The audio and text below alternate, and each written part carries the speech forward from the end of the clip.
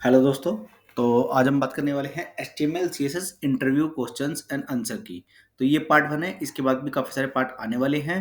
जितने भी most important questions and question होते हैं जो इंटरव्यू में पूछे जाते हैं फ्रंट एंड डेवलपमेंट के, ठीक है, तो वो मैं सारे यहाँ कवर करने वाला हूँ, ओनली HTML और CSS। ठीक है दोस्तों, चलिए स्टार्ट करते हैं। मैं रोहित वर्मा और आप देख रहे हैं स्टिल लर्निंग। वीडियो स्टार्ट करने से पहले मैं आपको बताता हूँ, अगर आपने चैनल को सब्सक्राइब नहीं किया तो चैनल को सब्सक्राइब कर लीजिएगा। ठीक है, इसमें आपको काफ़ी सारी वीडियोस मिल जाती हैं इंटरव्यूज से रिलेटेड जितने क्वेश्चंस होते हैं। जैसे आपको जावास्क्रिप्ट की प्रिपरेशन करनी है तो जावास्क्रिप्ट के 55 वीडियोस यहाँ पे पड़े हुए हैं, आप ये सीरीज फॉलो कर लीजिएगा। जावास्क्रिप्ट ट्यूटोरियल इन हिंदी इंटरव्यू क्वेश्चंस, इसमें 55 क्वेश्चंस हैं जो कि अक्सर इंटरव्यू में पूछे जाते हैं, सारे जावास्क्रिप्ट के क्वेश्चंस। ओके, इसमें सारे आंसर डिटेल में बताए गए हैं। ओके, तो चलिए स्टार्ट करते हैं। तो आज हम क्या बात करने वाले हैं? आज हम बात करेंगे ओनली HTML की। तो HTML के कुछ क्वेश्चन है जो इंपॉर्टेंट होते हैं, बट वो हम बता नहीं पाते हैं या फिर उनमें कोई हर्डल आती है, तो उसको हम सोल्व करेंगे आज। ठीक है, तो पहला क्वेश्चन हमारे पास क्या है? पहला क्वेश्चन है what is doctype in HTML। तो डॉक टाइप HTML क्या होता है? बेसिकली क्या होता है? एक डिफाइन क्या होता है? डिफाइन होता है। क्या होता है? इसको हम इंफॉर्मेशन के लिए होता है। ओके, डिक्लेरेशन टैग होता है, इसको क्या बोल सकते हैं? इसको डिक्लेरेशन टैग। ठीक है, this is not HTML tag. Okay, this is not HTML tag, this is declaration tag. इससे क्या पता चलता है हमारे डॉक्यूमेंट को? इससे हमारे डॉक्यूमेंट को ये पता चलता है जो हमारा डॉक्यूमेंट है वो कौन से वर्जन का है। ओके, मतलब कि HTML का कौन सा वर्जन है, इसमें 5 वर्जन है या 4 वर्जन है या उससे पुराने वर्जन है।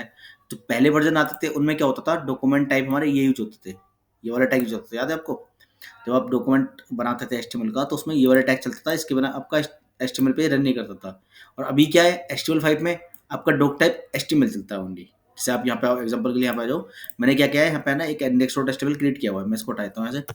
ठीक है, अब मैं एक्सक्लेमेशन प्रेस करके मैं VS कोड यूज कर रहा हूँ। ठीक है, एक्सक्लेमेशन प्रेस करके मैं इसे टैप दबाऊंगा तो यहाँ मेरे पास ऑटोमेटिकली कुछ चीज़ें बन के आ जाती हैं जो कि बेसिक होती हैं। ठीक है, तो इसमें क्या है लिखा हुआ? Doctype HTML। तो इसका मतलब क्या है? ये HTML पेज बन चुका है, HTML5। तो ये जो पेज बना है HTML का, ये HTML5 का पेज बन चुका है। ठीक है, तो इसमें क्या क्या चीज़ होती हैं? डॉक, ये आपको बता लिया। डॉक टाइप क्या करता है? डॉक टाइप क्या करता है? डिफाइन करता है सिर्फ बस कि भाई ये कौन सा वर्जन का HTML है। ठीक है, HTML का कौन सा वर्जन है। ठीक है, अगर ये आपको मिलता है तो मतलब 4 वर्जन है या उससे पुराना वर्जन है। और अगर आपको ये वाला टैग मिलता है तो सिंपल ये अभी क्या है, ये HTML5 है। ओके, HTML5 में आपको यही यूज करना है, सिंपल। ठीक है, अब यहाँ पे होता क्या है, देखिए, HTML document must start with doctype declaration. ठीक है, HTML जो आपका स्टार्ट होता है ये जरूरी है, आपका डॉक टाइप डिक्लेरेशन होना बहुत जरूरी है। ऐसा नहीं कि आप इसको यूज नहीं करोगे तो एरर आएगा, ऐसा कुछ नहीं है। बट डिक्लेरेशन होना बहुत जरूरी है इसका। ओके, डिक्लेरेशन होगा तो उससे क्या होगा, हमारे ब्राउजर को या कोई जो यूजर काम कर रहा है उसको पता चल जाएगा ये जो आपका HTML है वो कौन से टाइप का HTML है। Okay, so the declaration is not HTML tag. जो डिक्लेरेशन है ये वाली, ये HTML टैग नहीं है। ठीक है, ये HTML टैग नहीं है, ओनली डिक्लेरेशन है। ठीक है, it is an information to browser about the type. ये क्या करता है, ब्राउजर को इंफॉर्मेशन देता है कि जो हमारा डॉक्यूमेंट है ये किस टाइप का है, कौन से वर्जन का है। ठीक है, ये मतलब एक टैग नहीं है। टैग यहाँ से स्टार्ट होता है हमारा, देखिए यहाँ से HTML स्टार्ट हुआ। ठीक है, और यहाँ पे HTML एंड हुआ। इसके अंदर बाकी सारे टैग आ रहे हैं, बॉडी हेड टैग आ गया, मेटा टैग आ गए, टाइटल आ गया, बॉडी आ गया, ये सारे टैग्स हैं। बट ये टैग नहीं है, ये इन्फॉर्मेशन है ओनली। ओके, और इसमें एक मेन चीज़ क्या होती है, ये केस सेंसिटिव नहीं होता है। Case sensitive in the sense, जैसे अभी हमने क्या किया है इसको, ये क्या है बाय डिफॉल्ट कैपिटलाइज आया, कैपिटल आया है, अपर केस में आया है। ठीक है, तो ऐसा नहीं कि अपर केस में लिखना है इसको, आप इसको अपर केस की जगह नॉर्मल कैपिटल केस में लिख सकते हो। ठीक है, नॉर्मल स्टेप से लिख सकते हो आप कैपिटलाइज करके, या फिर इसको लोअर केस में लिख सकते हो, जैसे आप चाहो स्टेप से लिख सकते हो। इसमें एरर नहीं आएगी, सारे एक्सेप्ट करता है। बट रिकमेंडेड ये है कि आप अपर केस ही यूज करो। ओके, तो आई होप आपको प्रॉपर्ली समझ आ गया होगा कि डॉक टाइप क्या होता है, इसको कैसे यूज करते हैं और किस लिए यूज करते हैं। मेनली इसको वर्जन के लिए यूज करते हैं, HTML का वर्जन जानने के लिए। ओके, तो नेक्स्ट क्वेश्चन चलते हैं। नेक्स्ट क्वेश्चन क्या है? नेक्स्ट क्वेश्चन है difference between HTML4 and HTML5। HTML4 and HTML5 में डिफरेंस क्या क्या है?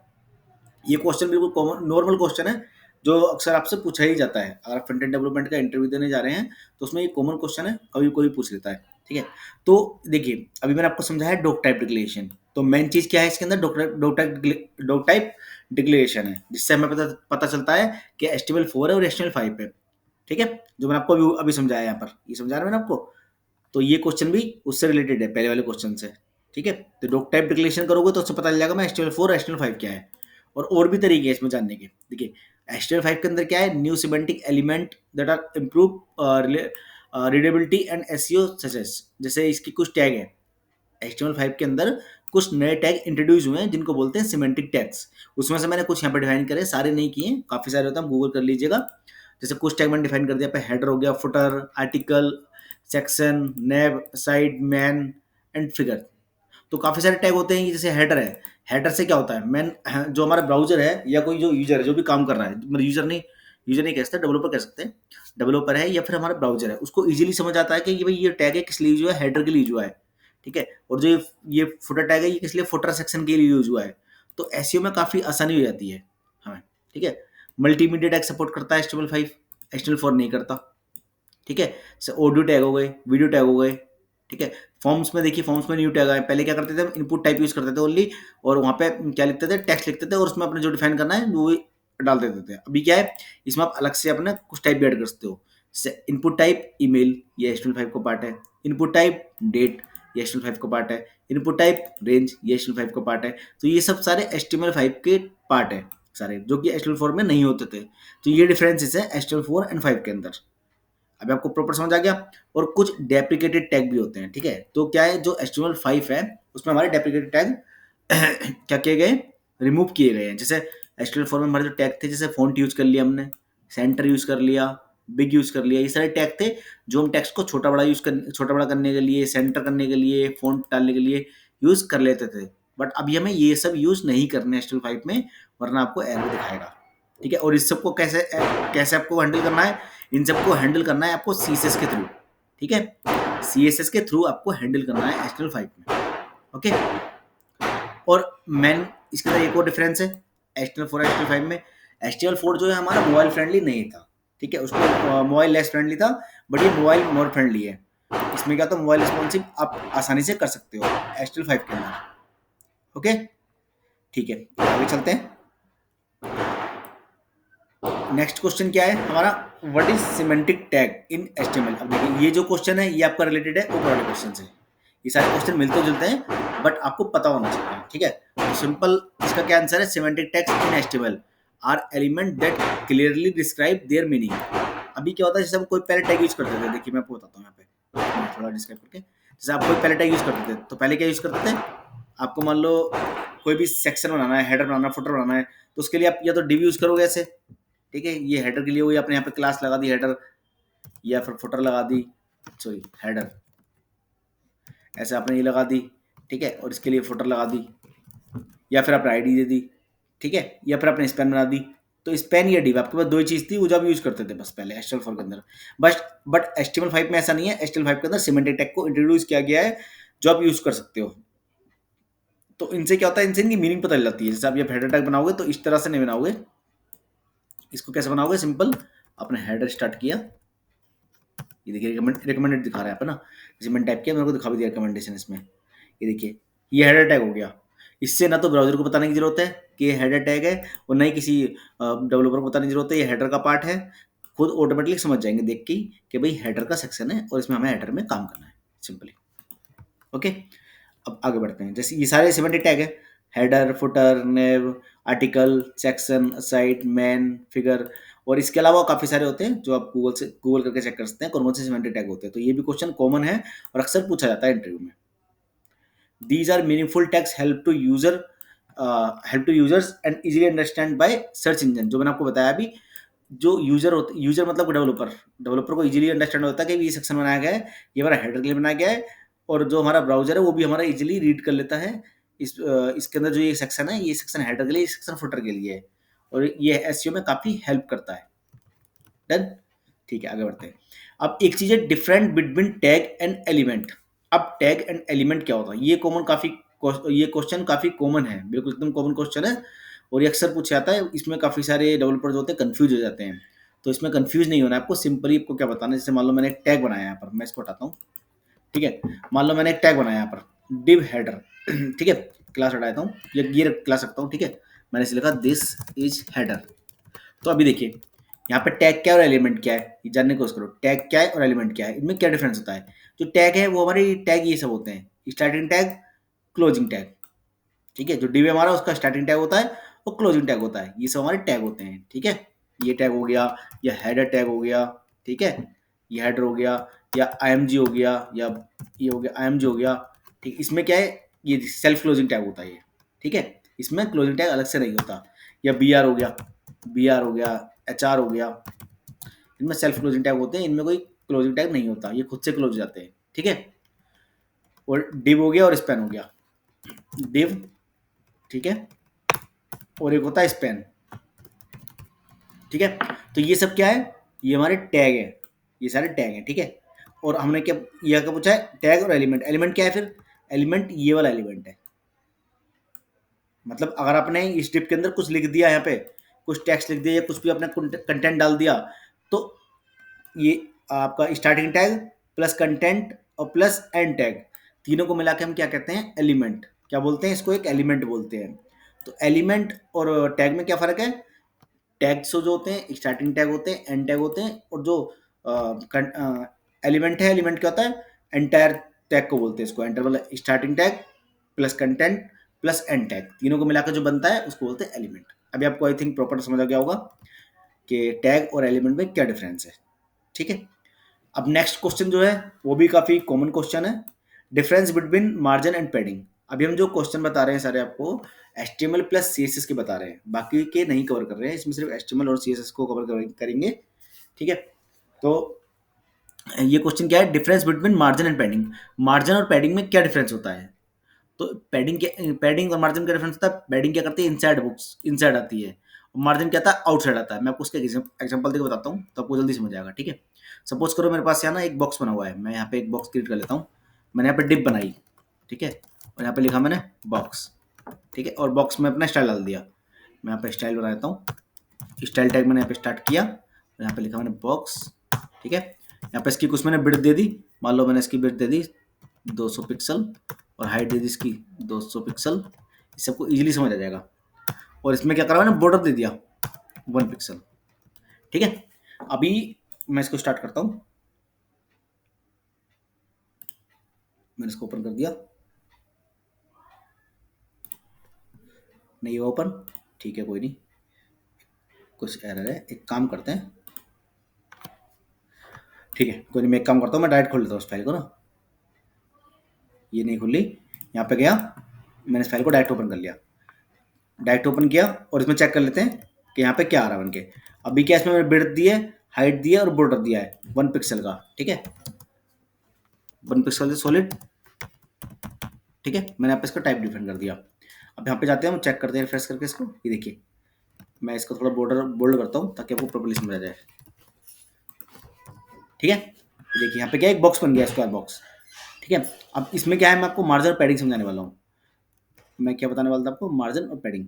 इसमें क्या है, पैडिंग इनसाइड आती है और मार्जिन आउटसाइड आता है, ठीक है। अब देखना इसकी जो विड्थ हाइट है, मैं आपको स्प्रेड कर समझाता हूँ तो जल्दी समझ आएगा। ये देखिए, मैंने इसको होवर किया, यहाँ पर गया, अब देखिए यहाँ पे कितना दिखा रहा है, इसकी विड्थ और हाइट दिखा रहा है 209 प्लस 209, क्योंकि मैंने इसमें बॉर्डर भी दे दिया है, तो उसको भी उसने ऐड कर लिया यहाँ पर। यहाँ पर हम जाते हैं बॉक्स मॉडल में, इसके देखिए यहाँ पर गए बॉक्स मॉडल में, दिखा रहा है पैडिंग है इसकी, सॉरी ये जो है ये हमारा पैडिंग नहीं, ये हमारी बॉक्स है, ये हमारा बॉक्स है, इसकी विड्थ कितनी है 200 और हाइट कितनी है 200 पिक्सल तो, ठीक है। अब हम इसमें पैडिंग ऐड करते हैं, फिर देखते हैं क्या क्या डिफरेंस आता है इसमें। अब मान लो मैंने इसमें पैडिंग डाली 20 पिक्सल, अब मैंने इसको सेव किया। अब देखिए रिफ्रेश करूँगा इसको, देखिए बॉक्स थोड़ा बड़ा हुआ, बॉक्स थोड़ा बड़ा हुआ। अब यहाँ पे गए हम दोबारा एक्सपेक्ट करते हैं, तो ये पार्ट हमारा क्या है, मैंने इस पर ओवर कर रखा है, देखो ये जो हमारा सेक्शन सिलेक्शन आ रहा है, ये क्या है हमारा, ये है हमारा बॉक्स, जो रियल बॉक्स है।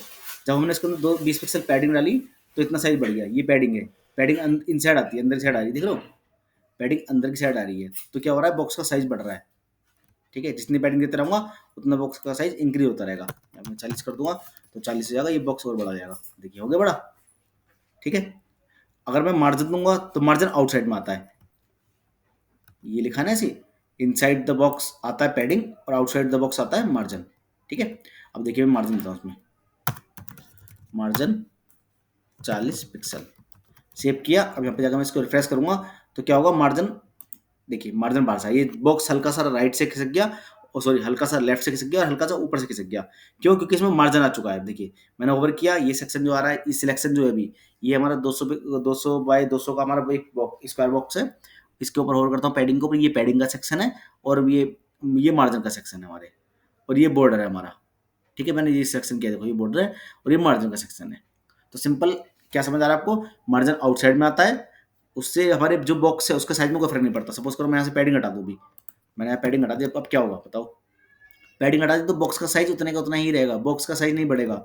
जो था रियल में वही हो जाएगा साइज, और रिफ्रेश किया इसको, छोटा साइज हो गया। 200 बाय 200 था, अभी 200 बाय 200 का ही हो गया बॉक्स। बट मार्जिन आ गया लेफ्ट और ऊपर से, मतलब लेफ्ट राइट और टॉप बॉटम चारों तरफ से आया है, बट आपको दिख लेफ्ट और टॉप से रहा है सिर्फ बस, क्योंकि राइट में ये नहीं है इसलिए आपको लेफ्ट से और टॉप से दिख रहा है। ठीक है, आया तो मार्जिन चारों तरफ से है, देखो चारों तरफ से आया मार्जिन, देख रहे हो? ओवर किया मैंने तो चारों तरफ से दिख रहा है आपको। ठीक है, पहला डिफरेंस ये हो गया। दूसरा डिफरेंस क्या होता है? Padding can not be negative, margin can be negative. इसका मतलब क्या है?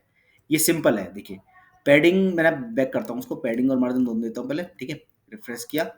ठीक है, अब मैं क्या करता हूँ, नेगेटिव इन द सेंस क्या होता है, जैसे एचटीएमएल है, अब मैं चाहता हूँ उसमें नेगेटिव में दे दूँ, नेगेटिव मतलब माइनस में। अब मैंने माइनस में दे दी पैडिंग, मैं देता हूँ मार्जिन लेफ्ट से देता हूँ, मार्जिन लेफ्ट से -40 पिक्सल। पैडिंग को कमेंट करता हूँ। ठीक है, अभी मैंने क्या दिया, मार्जिन दिया लेफ्ट से 40 पिक्सल, तो क्या होगा, यहाँ पे अगर मैं इसको रिफ्रेश करूंगा तो हमारा बॉक्स देखिए लेफ्ट में चला गया, लेफ्ट में अंदर चला गया थोड़ा सा, क्योंकि इसमें नेगेटिव दे दिया मैंने, नेगेटिव मतलब माइनस में दे दिए अपनी जो वो है मार्जिन, लेफ्ट से नेगेटिव में दे दिया, तो ये अंदर ही साइड चला गया है। ठीक है, क्योंकि इसने एक्सेप्ट कर लिया, और ये मतलब मार्जिन में एक्सेप्ट करता है नेगेटिव, जो नेगेटिव वैल्यू वो एक्सेप्ट कर लेता है। देखिए मैंने और बढ़ा दी, रिफ्रेश करता हूँ तो और अंदर जाएगा। ठीक है, बट अगर आप पैडिंग डालोगे तो पैडिंग में एक्सेप्ट नहीं करेगा, पैडिंग में सब चीज़ें नहीं चलती है। मैं मार्जिन को करता हूँ कमेंट और पैडिंग को करता हूँ यहाँ पे अनकमेंट, और मैं यहाँ में लगाता हूँ -40 पिक्सल पैडिंग लेफ्ट से, तो ये क्या करेगा, इसको एक्सेप्ट नहीं करेगा।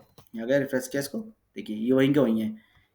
अब मैंने इसको ओवर किया, अब इसमें पैडिंग कुछ आई नहीं, देख रहे हो, कुछ भी पैडिंग नहीं आई, माइनस में एक्सेप्ट ही नहीं करेगा। यहाँ पर 200 पिक्सल है, वैसे की वैसी है। अगर पैडिंग हटा दूँ तब भी कोई फर्क नहीं पड़ेगा, क्योंकि वो माइनस में थी, चल ही नहीं रही थी वो है पैडिंग। ठीक है, तो ये फर्क है। ये क्या है main point, padding can not be negative और मार्जिन कैन बी नेगेटिव।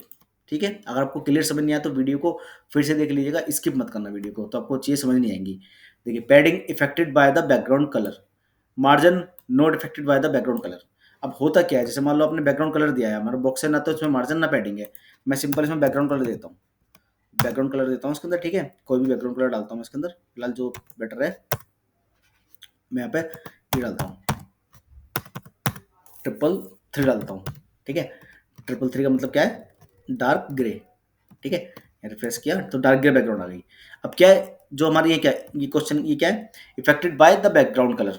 जो पैडिंग है वो इफेक्टेड होती है बैकग्राउंड कलर से, मतलब पैडिंग बैकग्राउंड कलर के साथ आती है। ठीक है, बैकग्राउंड कलर दिखता है पैडिंग के अंदर, बट मार्जिन के अंदर नहीं दिखता। अगर मैं दोनों दे दूं फिर से, अगर मैं यहाँ से इसको अनकमेंट कर दूँ, यहाँ से अनकमेंट कर दूँ, और ये लेफ्ट भी हटा दूँ, नॉर्मल पैडिंग दूँ जैसे मैंने स्टार्टिंग में दी थी। ठीक है, और ये माइनस भी हटा दूँ, नेगेटिव वैल्यू नहीं देनी मुझे, नॉर्मल वैल्यू देनी है। मैंने पैडिंग भी दी, मार्जिन भी दिया, और बैकग्राउंड भी कलर भी दिया। अब मैं इसमें रिफ्रेश करता हूँ और चेक करता हूँ। अब मैं यहाँ पे देखिए और करूँगा इसके ऊपर, यहाँ गया, ये मेरा बॉक्स का साइज जो है, यहाँ पे देखिए बॉक्स का साइज इतना ही है, देख रहे हो, बॉक्स का साइज इतना है जितना मेरा सिलेक्शन हुआ है।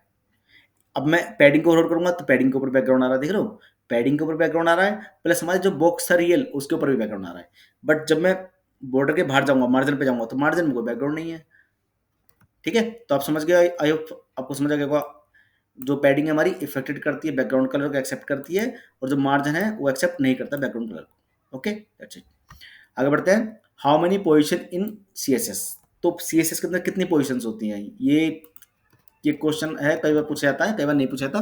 कई बार इसमें ये क्वेश्चन आता है कि बाय डिफॉल्ट पोजीशन क्या होती है। ठीक है, सीएसएस के अंदर तो पोजीशन क्या होता है, पोजीशन एक प्रॉपर्टी होती है, और इस प्रॉपर्टी के अंदर क्या होती है, कितनी 5 वैल्यू होती है इसके अंदर, स्टैटिक, रिलेटिव, एब्सोल्यूट, फिक्स्ड और स्टिकी। तो बाय डिफॉल्ट क्या होता है इसके अंदर, बाय डिफॉल्ट जो वैल्यू होती है, बाय डिफॉल्ट पोजीशन होती है स्टैटिक। अगर आप कोई इसमें कोई भी पोजीशन नहीं डिफाइन करते हो कहीं, मतलब मैंने ये बॉक्स लिया है, इस बॉक्स के अंदर मैंने कुछ भी डिफाइन नहीं किया, तो बाय डिफॉल्ट इसकी पोजीशन क्या होगी, स्टैटिक होगी। ठीक है, अगर मुझे डिफाइन करना है तो मैं इसको क्या कर सकता हूँ, रिलेटिव कर सकता हूँ, एब्सोल्यूट कर सकता हूँ, फिक्स कर सकता हूँ, और स्टिकी कर सकता हूँ। इन सब के अपने अलग अलग मीनिंग्स हैं। अगर आपको डिटेल में वीडियो चाहिए इसकी, तो आप डिस्क्रिप्शन में कमेंट कर सकते हैं, मेरे को बता सकते हैं। ठीक है, तो मैं इसकी वीडियो प्रोवाइड करा दूंगा सेपरेटली आपको। ठीक है, ये डिटेल वीडियो बन जाएगी इस पर, अगर आप चाहो तो, और आपको रिक्वायरमेंट है तो। ओके, नेक्स्ट क्वेश्चन पे आते हैं। नेक्स्ट क्वेश्चन क्या है, how to select second last L I. जो एल आई की लिस्ट होती है उसमें लास्ट की हमें एक जो सेकंड लास्ट वाली एल आई है उसको सिलेक्ट करना, तो कैसे करेंगे। तो ये सिंपल है काफ़ी, ये छोटी छोटी चीज़ें पूछी जाती हैं, काफ़ी सिंपल, बट आपको पता होना चाहिए कौन सा टैग क्या है। मैं इसको हटा देता हूँ यहाँ से, ठीक है, और यहाँ से इसको हटा देता हूँ। अब मैंने क्या किया, मैंने यहाँ पे आके कुछ एल आई बना दी, यूएल बनाया, और यहाँ पे आके कुछ एल आई बना दी, यहाँ लिख दिया मैंने टेस्ट, और इसको मैंने कॉपी कर दिया। कॉपी कैसे किया, ऑल्ट शिफ्ट डाउन एरो, इससे कॉपी होती है वैल्यू। ठीक है, ये 5 वैल्यू बन गई मेरे पास। अब इनमें क्या है, इनमें हम कुछ मतलब सेकंड लास्ट वैल्यू को सिलेक्ट कर सकें, तो ऐसा कुछ पॉसिबल है। हाँ जी, जरूर पॉसिबल है। कैसे सिलेक्ट होगा, मान लो इसका हमें कलर चेंज करना है सेकंड लास्ट वाले का, बाकी नहीं, बाकी का नहीं करना। तो हम क्या करेंगे, यहाँ पे जाएंगे स्टाइल में, यहाँ पे क्या लिखेंगे, सिंपली जो ये है लास्ट एनटीएच लास्ट चाइल्ड लिखेंगे। क्या लिखेंगे, हमने यहाँ से एल आई सेलेक्ट कर लेंगे पहले, L I NTH last child. ठीक है, ये सिलेक्ट कर लिया, और इसमें अपने जो भी देना है, मान लो कलर देना है आपको, कलर रेड। आपको जो लास्ट सेकंड लास्ट चाइल्ड है, ठीक है, यहाँ पे क्या लिखा है, लास्ट चाइल्ड 2। ठीक है, ये लास्ट चाइल्ड जो आपने लिखा ना एनटीएच लास्ट चाइल्ड, ये लास्ट वाली उसको पकड़ लेगा। आप 2 डालोगे तो इसको पकड़ेगा, 3 डालोगे तो सेकंड थर्ड लास्ट को पकड़ लेगा। अभी देखिए रिफ्रेश करते हैं तो क्या होगा, सबसे लास्ट वाला आएगा कलर, नहीं हुआ, कुछ गड़बड़ है। Colour red NTH last child 2 करते हैं, रिफ्रेश करते हैं, आ गया। ठीक है, लास्ट चाइल्ड में अगर आप 1 करोगे तो लास्ट चाइल्ड आ जाएगा यहाँ पे, देखिए 1 में आ गया, बिल्कुल लास्ट वाले में आ गया। आप यहाँ से 2 करोगे तो सेकंड लास्ट में आ जाएगा। ठीक है, आप यहाँ पे 3 करोगे तो थर्ड लास्ट में आ जाएगा। बस आपको टैग पता होना चाहिए, ऐसा नहीं, अब देखो मैं टैग बढ़ाऊंगा तो ऐसा नहीं, अभी देखो थर्ड पर, ये थर्ड नंबर पर आ रहा है नीचे से ना, ऊपर से भी थर्ड पे आ रहा है, तो ऐसा नहीं है ऊपर से आ रहा है ये। अगर मैं टैग बढ़ा दूं यहाँ पर, ये इंक्रीज कर दूं, तो अब देखिए, अब वीडियो को पॉज करिए, मेरे को बताइए ये कौन से वाले पे आएगा, रेड, रेड कौन से वाले पे आएगा। अगर मैं रिफ्रेश करूंगा तो नीचे से आएगा, यूपर से आएगा, तो लास्ट से आएगा ना। देखिए लास्ट से थर्ड पोजीशन जो है उसको रेड कर देगा सिर्फ, ऊपर से कितने मर्जी बढ़ते रहे उसको कोई फर्क नहीं पड़ेगा उसको। और दूसरा करना है तो यहाँ पे आप सिंपल 2 कर दो बस, NTH NTH last child 2 parenthesis के अंदर। ये देखिए सेकंड लास्ट को सिलेक्ट कर लेगा, उसमें जो भी आपको स्टाइल डालना है वो ऐड कर सकते हो यहाँ पे बिजली आप। ठीक है, डन। नेक्स्ट क्वेश्चन पे आते हैं, what is property in CSS. ये बहुत ही एकदम सिंपल क्वेश्चन है, बट कई बार तो डेवलपर नहीं बता पाते हैं इस चीज़ को भी, तो ये भी क्वेश्चन मैंने यहाँ पे ऐड कर लिया है। तो सिंपल प्रॉपर्टी क्या होती है सीएसएस के अंदर, जैसे हमने अभी हमने कुछ लिखा है यहाँ पर स्टाइल लिखा, तो ये प्रॉपर्टी है और ये उसकी वैल्यू है। सीएसएस के अंदर जो भी चीज़ें लिखते हैं, जैसे हमने अभी स्टाइल लिखा, सब कुछ लिखा, इतना बैक करता हूँ, बताता हूँ, यहाँ पर मैंने लिखा था ना काफ़ी सारा, बैक कर दिया मैंने, और यहाँ पे मैंने जितनी ये सारी वैल्यू लिखी ना, तो इसमें प्रॉपर्टी कौन सी वैल्यू कौन सी है, तो सारी जो लिखी है width, height, border, background, padding, margin, ये सब क्या है हमारा, ये सब हमारी प्रॉपर्टी है। और ये लिखा 200 pixel, 200 pixel, 5 pixel, solid, hash, triple C, तो ये सब क्या है, ये हमारी सारी वैल्यू है। लेफ्ट साइड होती है प्रॉपर्टी, सेमी कॉलम, फिर वैल्यू, फिर कॉलम। ठीक है, पहले ये प्रॉपर्टी, कॉलम, और फिर ये इसकी वैल्यू, और फिर यहाँ पे सेमी कॉलम। ठीक है, आई होप आपको प्रॉपर समझ आया होगा। अगर कुछ समझ नहीं आया तो वीडियो दोबारा देख लीजिएगा, वीडियो को स्किप नहीं करना है। अगर आपको इससे कुछ थोड़ा बहुत भी सीखने को मिला है तो चैनल को सब्सक्राइब कर लीजिएगा, कि मैं अक्सर ऐसी वीडियो लाता रहता हूँ। इसके बाद काफ़ी सारे पार्ट आने वाले हैं। अगर आपको वीडियो अच्छी लग रही है तो आप कमेंट कर सकते हैं, अपने फ्रेंड के साथ शेयर कर सकते हैं। तो दोस्तों मिलते हैं नेक्स्ट वीडियो में, थैंक्स फॉर वॉचिंग।